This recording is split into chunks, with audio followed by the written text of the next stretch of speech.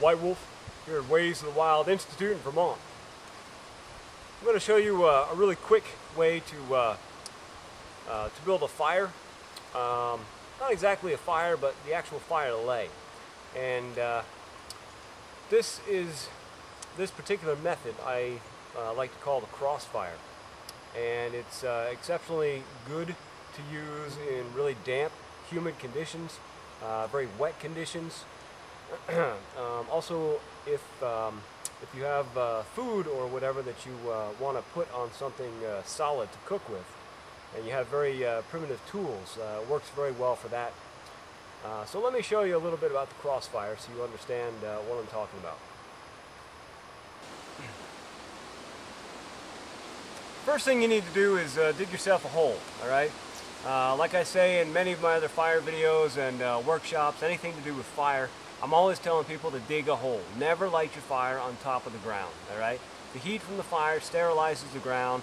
Afterwards, you got that ugly scar sitting there that's seen for years and years after.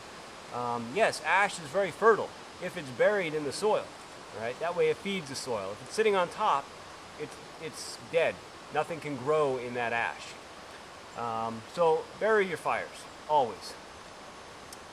Okay, so what we want to do is dig ourselves a hole. But it's a little different than our regular fire hole that I've showed before. This is a trench. It's a double trench. Okay? We're going to dig the trench down, and then we're going to dig another trench across it. So we actually make a cross or an X.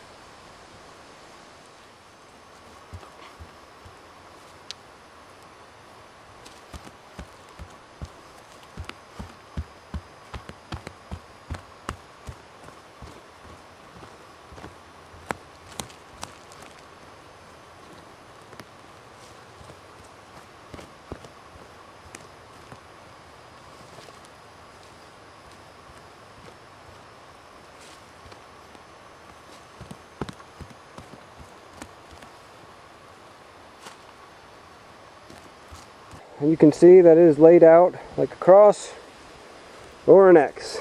Okay?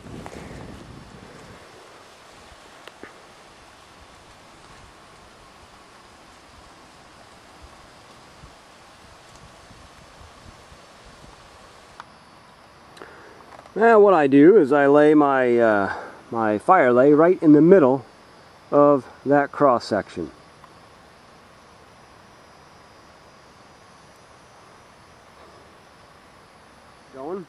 And it's right down in the middle of that hole. I've got 4 trenches coming out from the center. Now those trenches act as airflow channels or tunnels. So no matter how damp or humid it is, no matter what I put on top of this fire, it gets the airflow directly channeled in from those 4 tiers off to the sides. And I've got a support system now that spans the top of that cross or that X.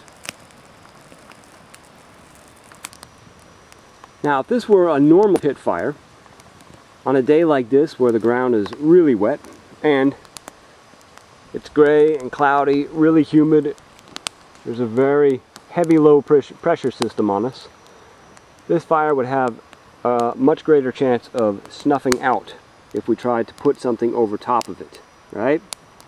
So now let's put a cooking rock over top of this, and I'll show you.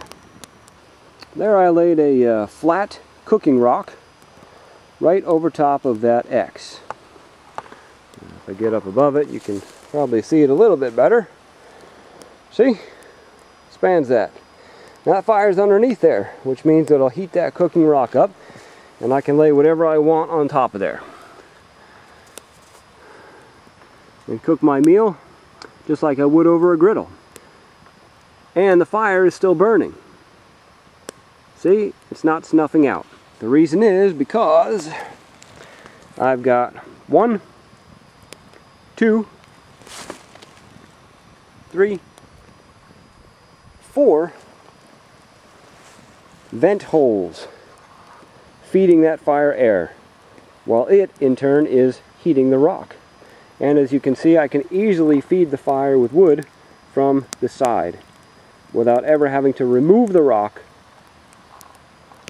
while I'm cooking my steak, fish, whatever it happens to be that I have to eat at the time. That is how a crossfire works.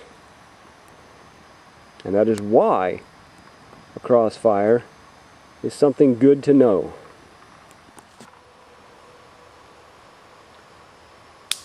So, there you know how to build a crossfire. Go out and practice.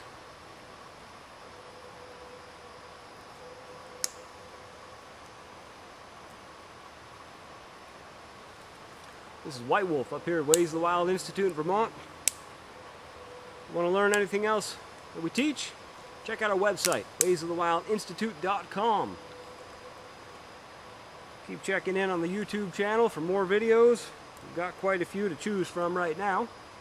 More will be coming when I have the time. Also have learning CDs and soon to come online courses. So if you want to learn more about wilderness living ways as well as medicine ways, come visit us. Contact me. firewolfways.com. Willem Allison, be well and happy.